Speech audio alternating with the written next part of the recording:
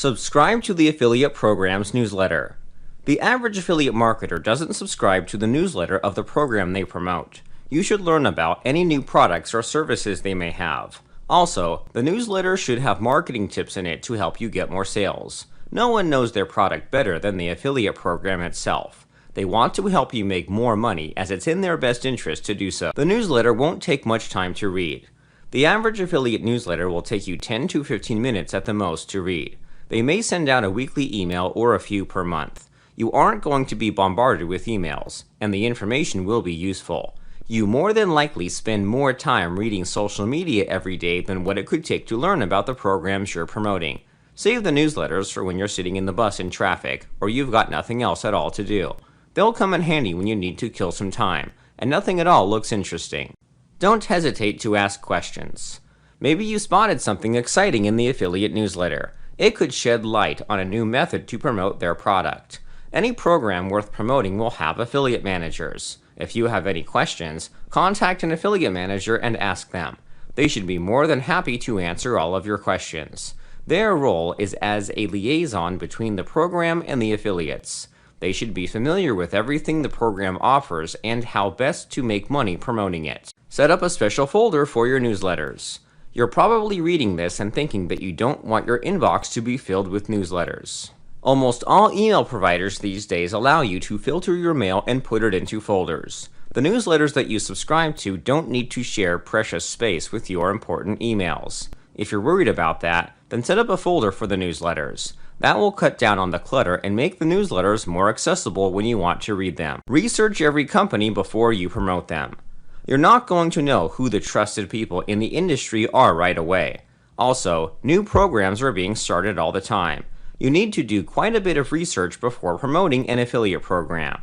There are many shady companies out there who want to steal from everyone they can. None of this is meant to scare you in the least. You need to be aware that there are some bad characters out there. By avoiding them, you can cut down on the likelihood that you'll get ripped off. That's the end goal here, and your hard work can go up in smoke if the company cuts and runs. Only promote programs that have been around. Some programs have been on the internet for almost 2 decades. There is no shortage of affiliate programs to promote. The risk is too high when it comes to not being paid.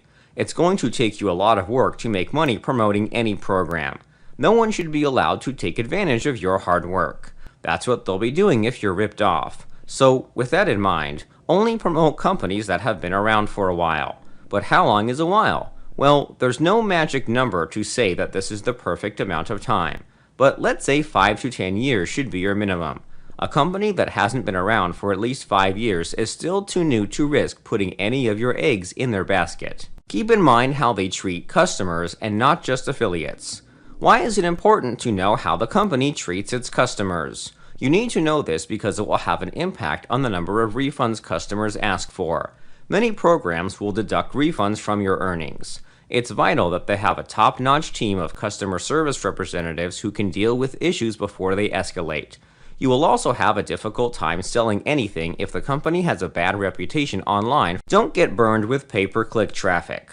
We're all impatient and want results right this very minute. If you're new to affiliate marketing, then you want a sale now. It's the one thing that you want more than anything, but it's not going to work that way. You may find yourself wanting to go the route of buying pay-per-click advertising. This is probably not the right choice in the beginning as you have no idea what you're doing. Experienced marketers spend thousands of dollars tweaking ad campaigns before dialing in the exact advertisements that work. These are people who are highly experienced and they don't create effective ads right out of the gate. Make sure you have all the right tools. You're going to want landing pages, trackers, and keyword research tools. You don't want to send the traffic straight to an affiliate offer. Most traffic sources won't allow you to do this anyway. You will need to learn how to create high-converting landing pages that are permitted by the place you're buying traffic from. AdWords, for example, won't allow you to use an affiliate link. You'll have to send someone to a page before the affiliate offer, and being able to convert that traffic is tough. Watch your money get flushed down the drain. All of this sounds harsh, and it's meant to be that way. Hopefully, you'll see why pay-per-click advertising is a horrendous choice for beginners. It's probably even the wrong choice for those who have been marketing for quite some time.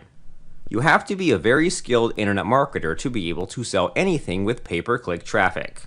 There are a lot of fast-talking gurus online who have courses for sale that tell you otherwise. You'll learn the hard way after burning through hundreds, if not thousands of dollars while seeing little to no results. Know how long the cookies last on your offers. No, we're not talking about the shelf life of a chocolate chip cookie. Your affiliate offer will place a cookie on the user's browser. The length of time the cookie is there depends on how long you can make a sale after the person visits the page. Some cookies expire quickly, and the buyer needs to make a purchase right away for you to make money. You may be surprised to learn that some cookies last for months, and you can make a commission quite a while after the person visits the page. It's uncommon for people to wait to buy. Think back to the last purchases you made online and when you decided to buy. A good percent of those purchases weren't made during your first visit to the site. You may have gone back later in the day or even several days later. The people who you're trying to sell things to are no different in that regard. They too won't buy right away for one reason or another. It may be that they're window shopping, not at home, or still trying to decide if they want to buy the product. It's not unheard of for people to wait to make the purchase, and it's a part of the process of selling online. Promote offers with the longest cookies possible. There's no such thing as a cookie that stays fresh for too long in the world of online marketing. Many marketers don't know how long the cookies expire on the offers they push. Make sure to ask before you sign up.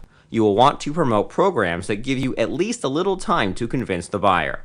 Programs with very short cookie lifespans do so to take away money from affiliates. They know that the person may not buy right away, and they want to pay you as little as possible. Some programs are sneaky and will do everything in their power not to give affiliates credit for sales that they've earned. Use every tracking tool possible to study user behavior. No piece of information is useless when it comes to an understanding of how your users react on your site. You always want to be informed of what the users are doing, where they're going, and where they've been. Anything that you can do to gain useful insight is vital to turn the visitor into a customer. As an affiliate marketer, the only thing you care about is making the sale. Anything beyond caring if they buy or not is useless. While this may sound cold and heartless, as an affiliate marketer, your job is to target. You may think that YouTube is the only game in town for voiceovers, but that's not true at all.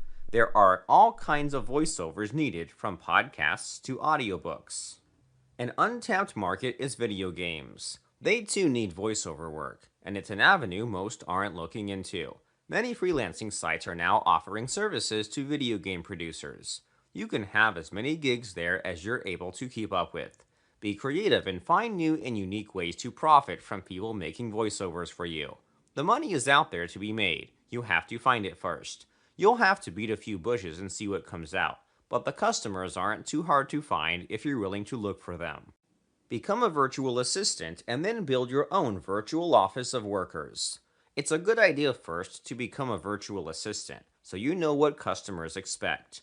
It's almost impossible to fully understand what people want from a virtual assistant without ever being one yourself. There are all kinds of menial tasks that virtual assistants do all day long that can be tedious. You'll not only not know how to do those tasks, but you won't have any idea how long it takes to get them done. You must have a firm grasp on what your virtual assistants can and can't do. By understanding their limitations, you'll be able to get more work out of them. The tasks they do must be simple. A virtual assistant is someone who does stuff that would be too expensive for other people to do. Those tasks often include data entry. There may be large files of information that need to be entered into different files. The work itself isn't difficult, but it takes quite a bit of time to do it. The mind-numbing work is something that the average person won't do. Also, most companies won't pay top dollar to have work like this done for them. That's why they outsource the work to people who live in countries where salaries are lower. You will find workers in these countries and have them complete the tasks. It's possible then for you to make money every day they do work you get for them from more prominent companies. Virtual assistants are in significant demand. Sometimes your clients will be small-time businesses who don't have the money to pay employees to do repetitive tasks for them. Your customers could also be businesses who don't want the hassle of continually hiring virtual assistants.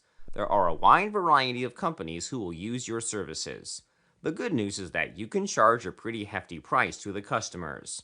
You won't have to pay through the roof for the workers since they live in countries where people tend not to earn much.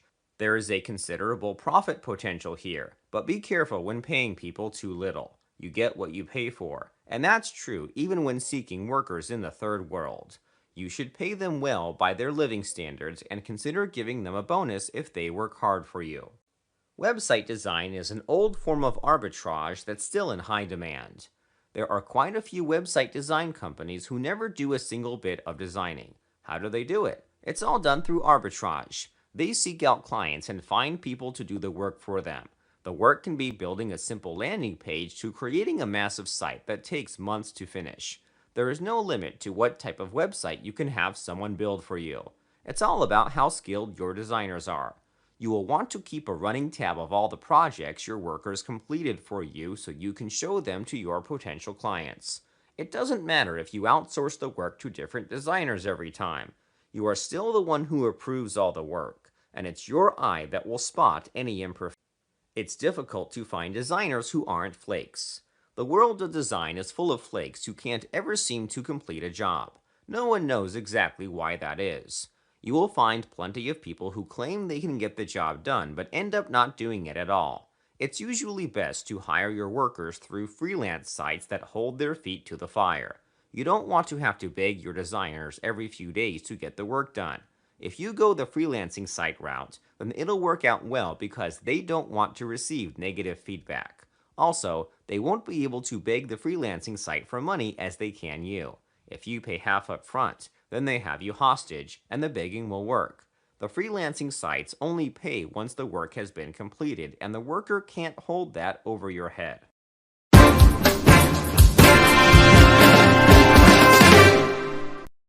Know the precise person who your coaching will help the most. Not everyone needs or wants a coach. Also, not everyone will be able to afford your services. Long before you create a website and promote it, you need to learn who your ideal customer is. It's best to find these people on social media and forums.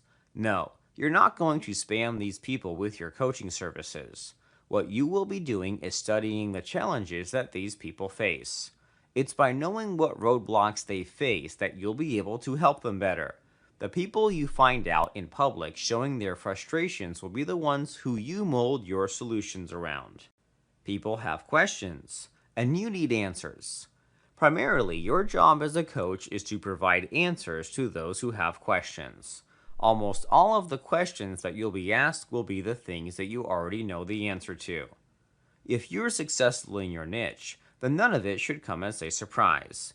These are the same questions that you had to answer when you were a beginner. A coach isn't only someone who lays out the framework for success. You will also have to diagnose problems and help guide people through the other side of them. It isn't possible to teach someone something if you aren't fully aware of the solution to the problem. Tailor your message around those who need help. There are quite a few people who know they need help with something. Your message has to convince them that you're the person who can solve their problems. You will be able to do that after you see how other people work. Not only do you need to see people in the wild who have questions, but you also need to see how other coaches introduce themselves.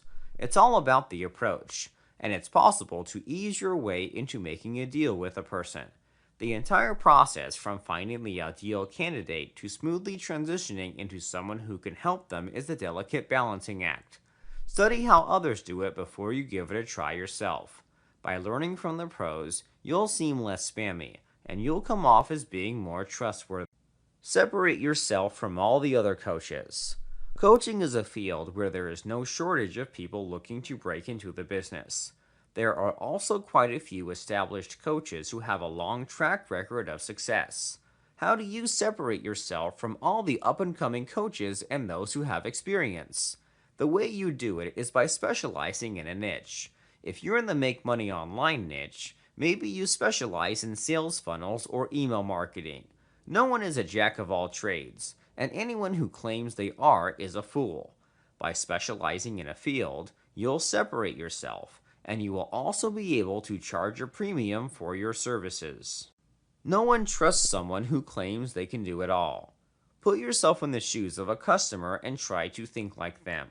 Imagine if you stumbled upon a coach who claims they could do everything.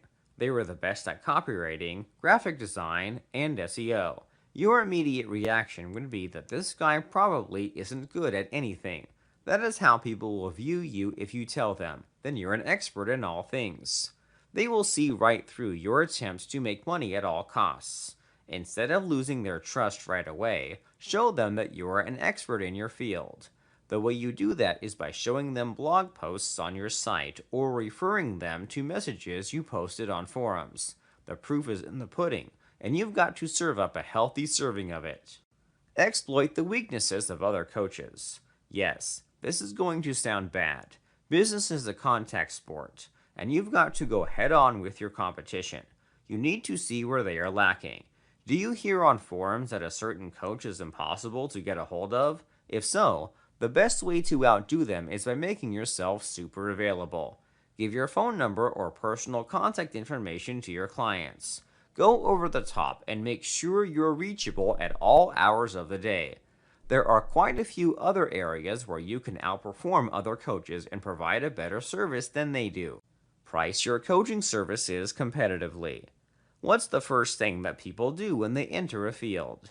They lower their prices in hopes of getting a flood of customers. What usually happens? The flood ends up barely being a trickle.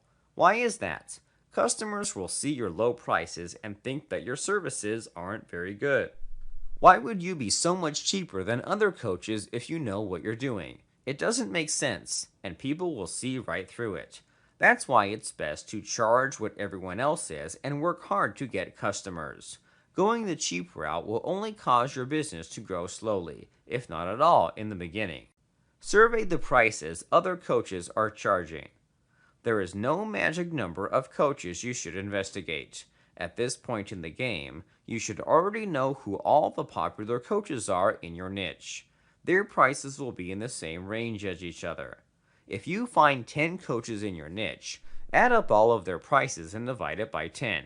The number you come up with after that will be what you should charge your customers. Figuring out how much you should charge your clients isn't rocket science. Potential customers will base your price on how much others are charging. If your prices are way under or over, then they will immediately overlook. Don't sell yourself short. It's hard to raise prices once you've begun working for cheap. You will receive quite a few orders from people who will expect your rates to remain the same forever. You might think that down the road it will be possible to charge more money, but it doesn't work that way. The minute you charge more money, your client will go elsewhere. You should allow those people who are so price conscious to do business with other coaches. Any person who values money more than expertise is someone who is destined to fail. Allow them to take advantage of someone else while you build your business on a rock-solid foundation. Scale up your operation when you get the formula for success down pat. The formula for success sounds like a recipe that you can find on any website out there. It isn't. The formula that you follow for success will be slightly different than everyone else. Also, it's a process that you've got to know from first-hand experience. Success isn't something that can be taught like tying your shoes. You have to learn it yourself by getting your hands dirty. If you never apply yourself, then you'll never know the path to success. It will never be spoon-fed to you. Scale the process once you have a winning solution. It's going to take a lot of trial and error to learn what works. It's when you find a method that makes you a profit that you scale it. How much profit should you be making to scale an advertising campaign? There is no one-size-fits-all solution to this question. The answer depends on how much a customer spends. It's possible that the initial amount that they spend isn't the total sum you'll get from them.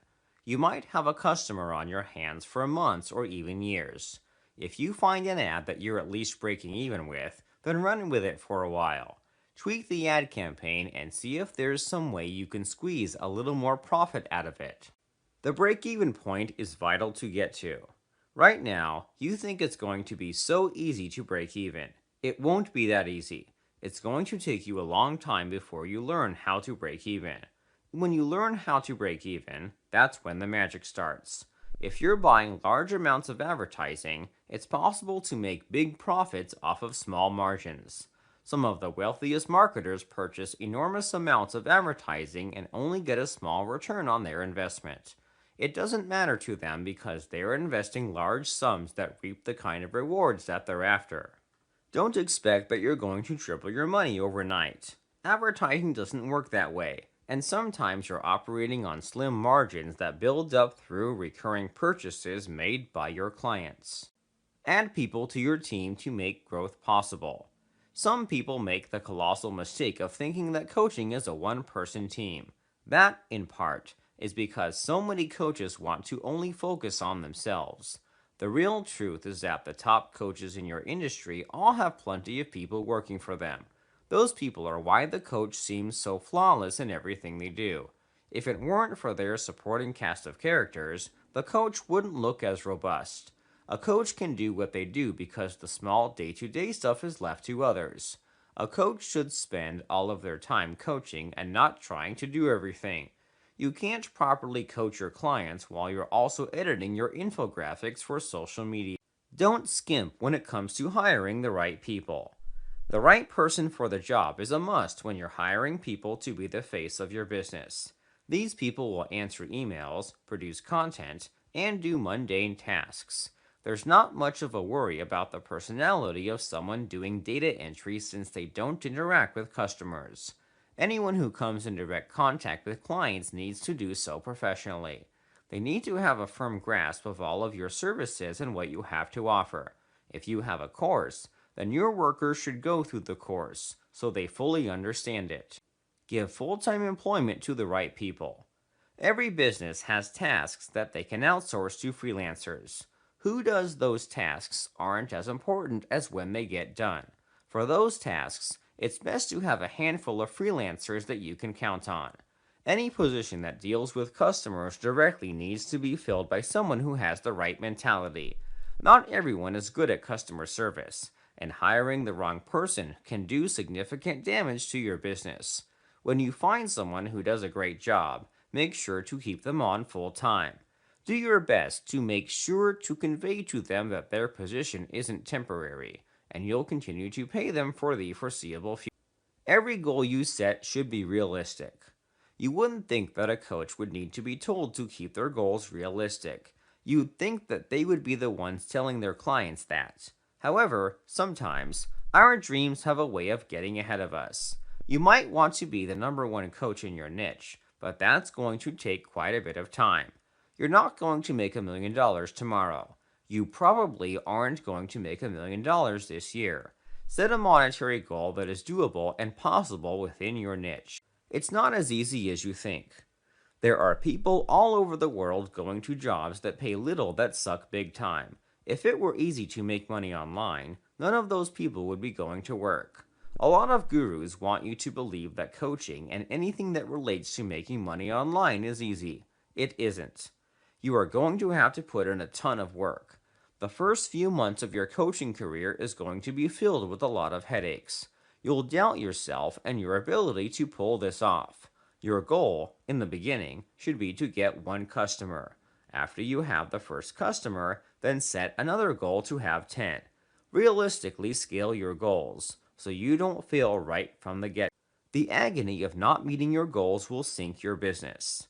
The real danger of setting your goals too high is that you'll end up never reaching them.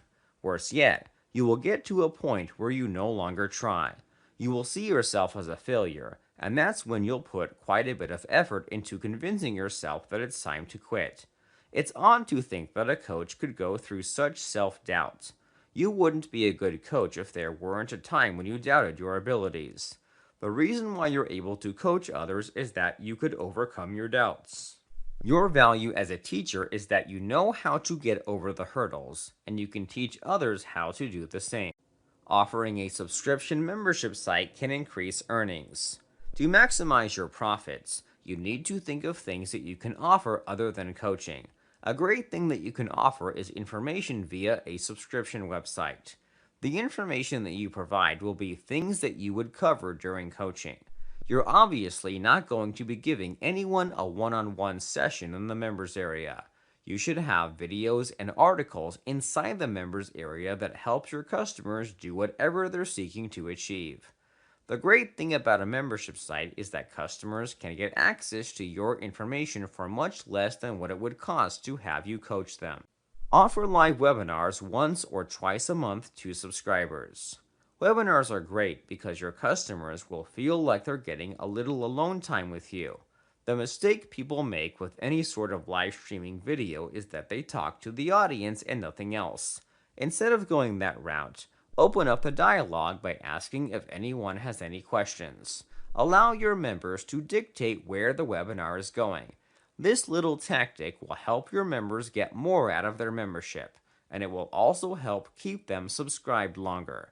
Anyone who feels a connection with you will immediately decide to stay for another month or maybe even a year.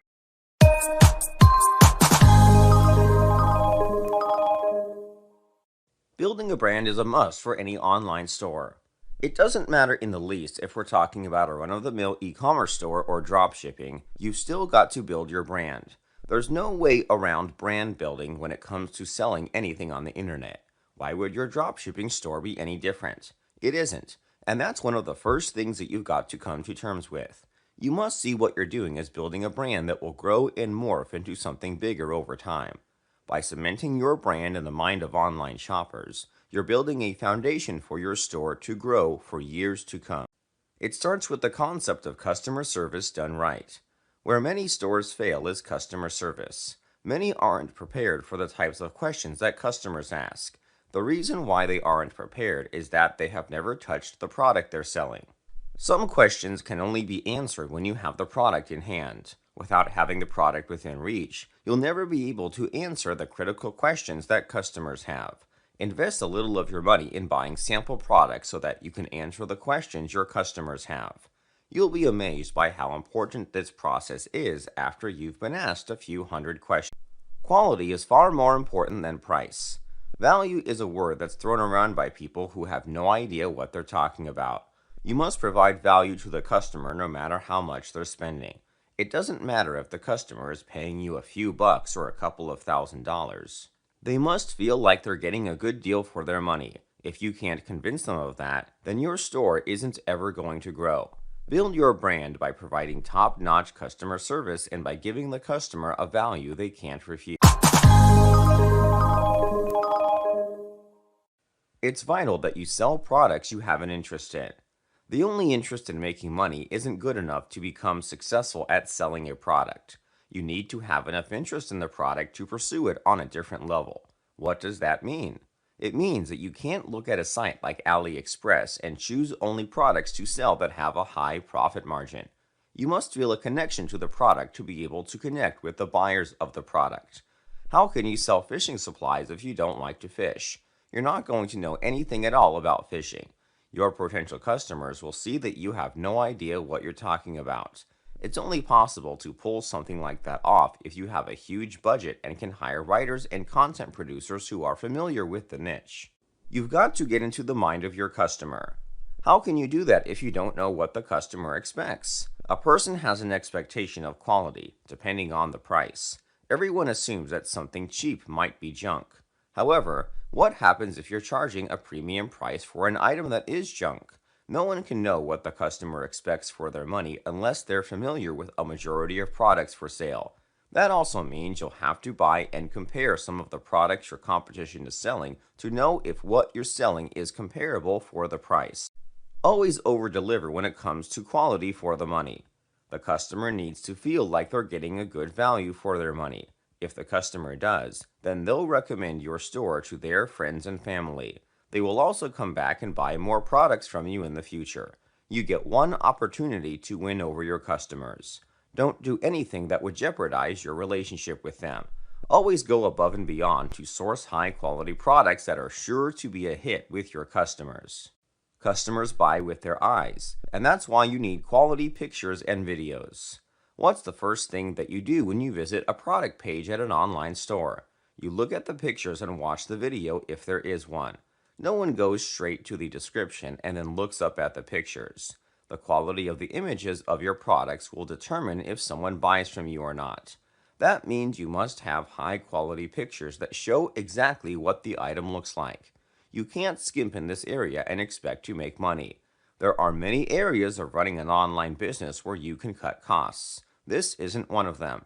If you use stock photos, you'll end up making far fewer sales, and it'll waste your time.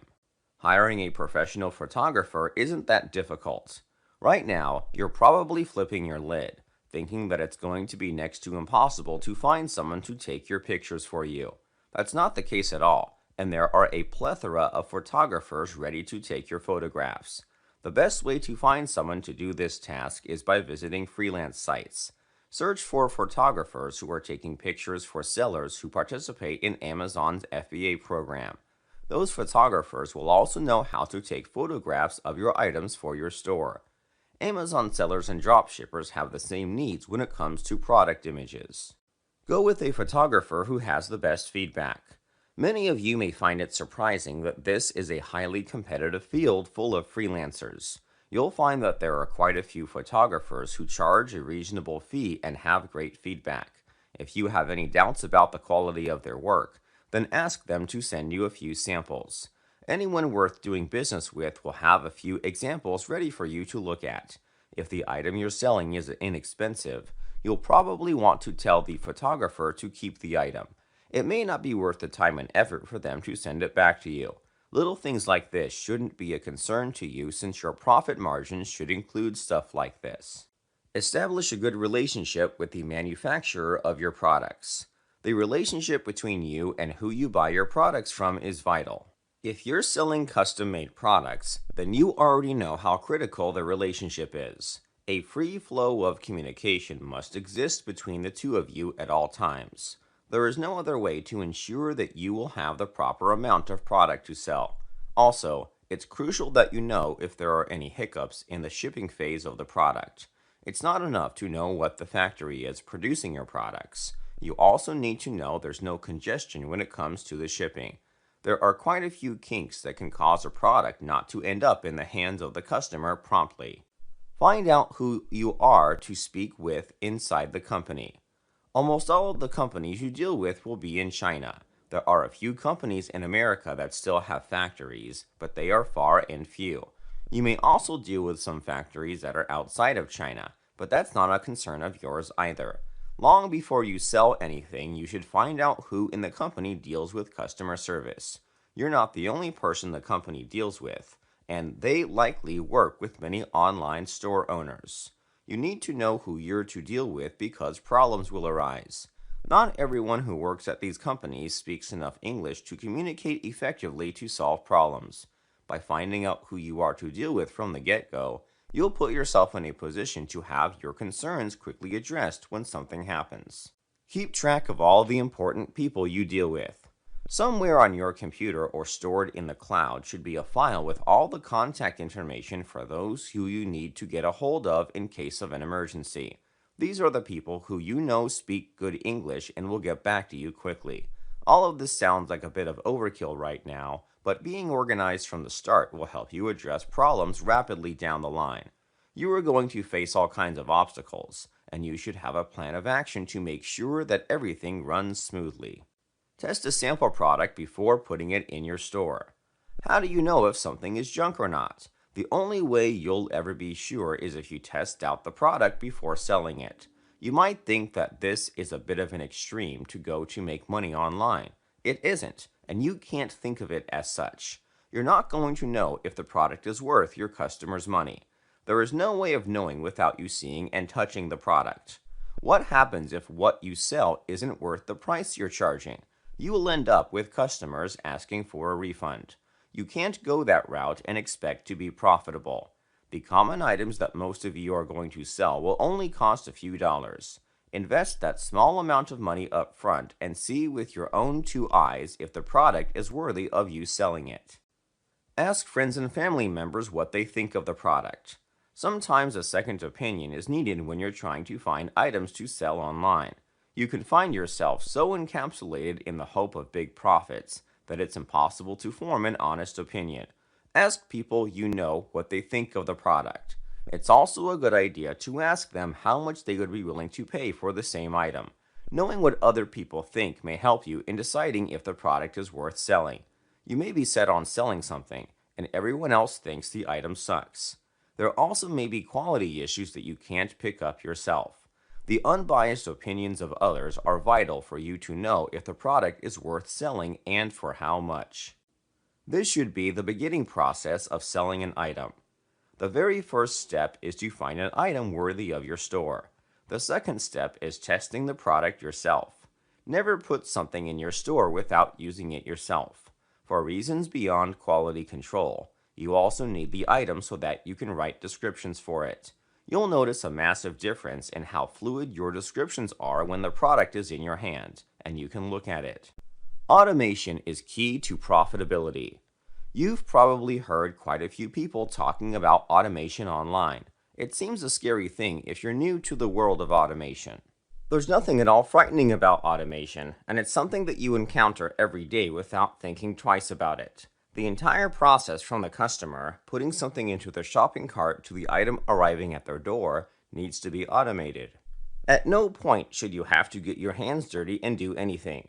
The internet is a 24/7 marketplace where people are buying and selling constantly. You can't babysit your store and monitor every sale that comes through. No one is saying you shouldn't pay attention to your sales and that sort of thing. You have to be aware of what's going on, but that's a far cry from manually doing everything after a customer buys something. Automated solutions already exist. The fear many store owners have is that they will need to create something from scratch to automate the purchasing process. You don't have to. All of that stuff is already taken care of for you by third parties. You install the code or use a service, and they do all of that stuff for you. Emails are automatically sent notifying the customer their purchase has been completed, and they'll be notified when their item has been shipped.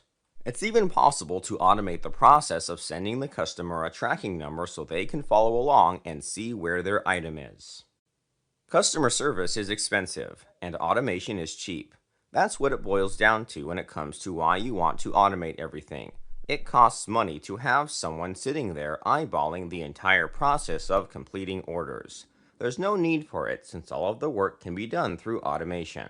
Save your customer service resources for issues that bog down the system and get in the way of customers completing their purchases. Anything short of that, and you're setting up your store for a nightmare that could easily have been avoided. Don't be shocked when a customer wants their money back. Returns are a part of life when it comes to having an online store. The first few returns will make you mad. You'll immediately think the customer is trying to rip you off. They may be trying to do that, but also, the customer may not be satisfied with their purchase. Sometimes products look different in real life than in photographs. Items break during shipping, and even sometimes they are damaged beyond the point where they're unusable. No matter what, if there's an issue with the product, refund the customer's money. What good do you get out of making customers angry? The worst case scenario is that they go all over the internet bad-mouthing your store. Nip that in the bud before it happens, so you don't have to go chasing them around trying to undo their slander. Ask for a picture of the product they don't want. If the customer makes claims that the product has been damaged or doesn't look like the image on your site, then ask them to take a picture of it. Sometimes factories make mistakes, and they ship out the wrong item, or it might have a defect. If there is a defect, then you're going to have to bring it to the attention of the factory. If it happened once, there's a chance it could happen again. You're trying to stop this from happening again. If you get more than one complaint, then it's safe to say that there's a problem with what the factory is doing, and it needs to be addressed immediately.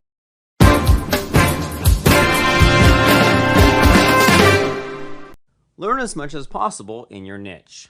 Sometimes people choose a niche not because they're an expert in it, but because it interests them. You may have had a lifelong interest in whitewater rafting, but haven't pursued it until now. There's nothing wrong with starting a site about something you don't know much about. It only becomes a problem if you're not willing to learn. If you want to be seen as an authority in your niche, then you're going to have to learn as much about it as possible. There's no way around it, and you'll end up looking like a fool if you don't educate yourself. Don't shy away from going back to school or taking online courses. Quite a bit of the information you need to become an expert at something is available at your fingertips, but not all of it is. Sometimes you need to go out there and do it. If you're starting a site about having a pet bunny rabbit, then you probably should buy one. Learn how to take care of the rabbit so that you can give people the tips and tricks that aren't found on most sites. Also, having your own rabbit will provide you with the ability to make videos on how to take care of it. You will be seen as an even bigger authority if you have a presence on YouTube. All of these things matter when it comes to people seeing you as an authority in your niche. Remember, it's something that you earn, and it's not given to people at random. The best investment is always in education. Everyone worries about investing and getting good returns on their money. The one thing that always has excellent returns is education. If you educate yourself, then you'll be able to do almost anything. So, don't be afraid to pay a few $100s to learn something new. The money you invest now will go a long way in ensuring that you're able to produce a good income later. The more authority you build up, the higher the payouts will become. There is no way around knowing what you're talking about. People will see right through it, and the results will be anything but success. Challenge yourself to show off your expertise. Getting out of your comfort zone is vital if you want to be seen as an authority. Why? It's because people tend to stick with what is comfortable to them. When this happens, your content becomes stale. What happens then? You won't rank for new long-tail keywords because you're not pursuing anything new. It's almost like you're a cow who keeps on chewing on the same cud over and over. Nothing new means you're not going to rank for different keywords. No one is saying that you should veer off into the unknown and not stay focused on your niche. Challenge yourself by doing case studies. Content consumers love case studies. Everyone likes to be surprised by information. Go out there and find something that you can do a research project on. If you're in the making money online niche, then do a case study on backlinking. Take 2 pieces of content and get backlinks to one and not the other. Then, share what you've learned with your readers. The problem many people have with sites these days is that they regurgitate information that's all over the web. Don't do that. Instead, produce your own information through case studies and put the results out there for everyone to see. People like to see you exploring the unknown. Part of the reason why people become an authority is that others want to live life through them. Sure, you're dishing out information that they find useful, but more often than not, they're on the sidelines living life through your actions. The entertainment value alone of you learning something new and sharing the results is enough to keep coming back. Also, informative content tends to get way more backlinks. You'll see a boost in your search engine rankings if you put in the hard work doing case studies.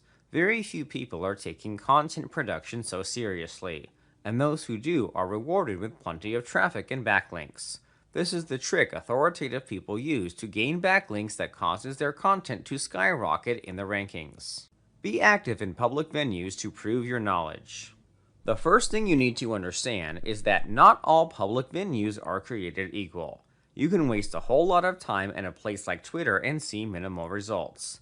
Tweets have a very short shelf life, and you need to keep that in mind at all times. The same thing could be said about most social media platforms in general, but some are more likely to be indexed in Google and will be around for a little more time than a tweet. Though, social media probably isn't where you want to flex your muscles of knowledge. Forums, Reddit, and blog comments are where you want to focus your energy. Blog comments? Really? Did someone build a time machine and go back a decade or two? No. You can still build up authority using blog comments if done correctly. You need to find blogs that have a lot of authority in your niche. The comments you post need to be useful and bring attention to your knowledge. You don't want to try to steal the spotlight from the blogger. Instead, add something to the content with your comment. The thing people don't understand about comments is that they add life to a piece of content long after it's been published. People will read the comments and view you as an authority if they see your name around in enough circles. Be informative and never spam. It all boils down to the quality of the information you produce. A forum will tolerate some linking out if you're seen as a valuable member of the community, but you're not necessarily trying to get the link. You want people to see you as an authority in your niche. If they see you as someone whose information is valuable, that will go far beyond a link in a post. Also, you'll find that the members of the forum and lurkers are more likely to link to your content if they see you as being an authority. Building your brand and creating authority has a way of snowballing, and it begins by you building credibility day by day. Always associate the quality of your content with your brand. You can't separate your brand from your content. Anytime that you attempt to do so, the results will be disastrous. All of the content you produce needs to be the highest quality possible. If you feel something isn't up to par, then don't publish it. You've probably stumbled upon content that just plain sucked. You knew for a fact that the creator of the content could have done much better. How did you react when you read the content? You immediately felt like the producer of the content was being lazy. You didn't wonder why they published such terrible content. The first and only thing you thought of was how awful the content was. There is no daylight between your brand and its content. You may think that there is some wiggle room here, but there isn't. Everything that you are is summed up in your content. People will continuously base their opinion of you and your brand based on the content they stumble upon. It always has to be in the back of your mind that you're only as good as your last piece of content. If you feel that content on the internet isn't king, then you certainly have no idea what branding is all about. It takes time and quite a bit of effort to build a brand on the internet. That brand can come tumbling down pretty quickly if you start to produce content that sucks. Don't shy away from getting a second opinion on your content. You've been staring at the publish button for what feels like forever. Are you going to push it? There's a lingering feeling inside you that something isn't right. If you ever feel that way, don't push publish. Instead, try to find someone who you respect their opinion and ask them to read your content. It's vital that they are honest and you're able to take any criticism they give you. If there is a problem, now is the time to nip it in the bud. It's better to have someone you respect help perfect your content than it is to have hundreds of people say it's awful. Be generous with your time and help others climb the ladder of success. This next tip is more about public relations than it is anything else. Let's say you stumble upon someone in your niche on YouTube who is struggling to gain an audience. If you can do it, it's a great idea to collaborate with them on a project. You don't always have to meet face to face to pull something like this off. The entire thing can be done over the internet where both of you do something on your own camera.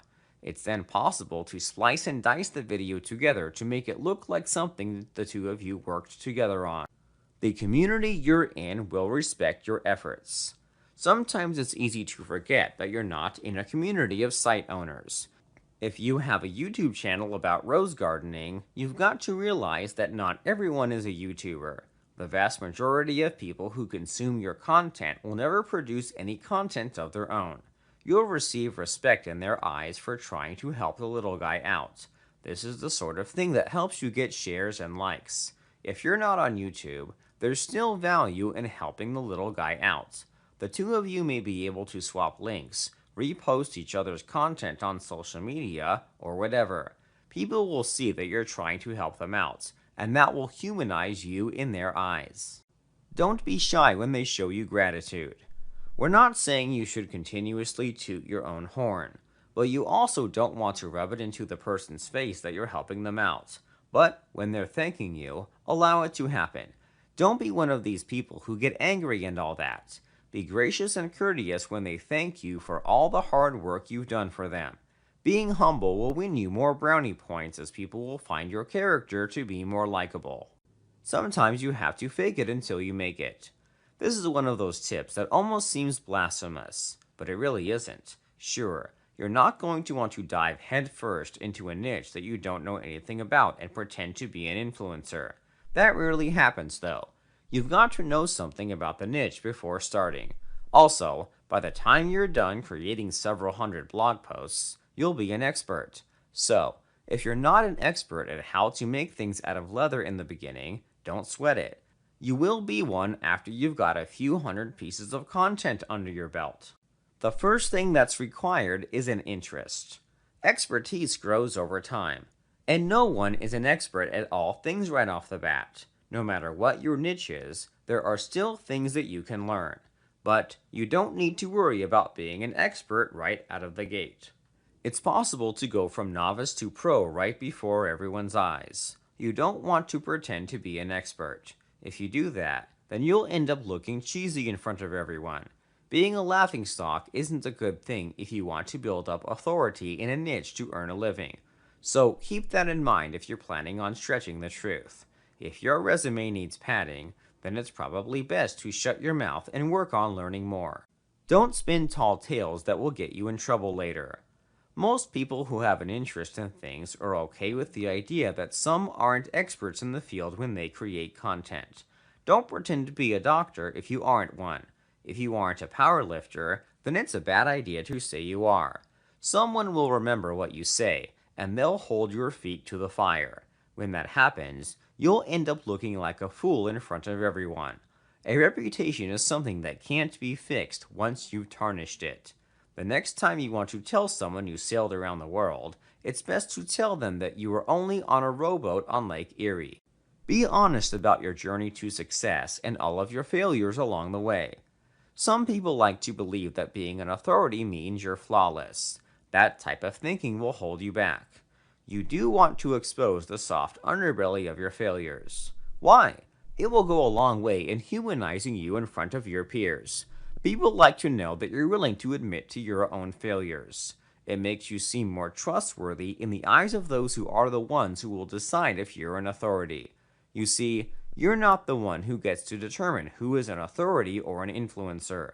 It all depends on the people who consume your content and follow you on the internet. Admitting failure shows that you've learned from your mistakes. The only way you learn is through failure. You study what caused the failure and then do something differently. You keep doing something different until the outcome is a desirable one. No one steps up to the plate and hits a home run their first time at bat. Anyone who hears you claiming to have never failed will immediately laugh. After they're done laughing at you, then they won't take you seriously ever again. You get one shot, and you mustn't blow it in the world of online marketing.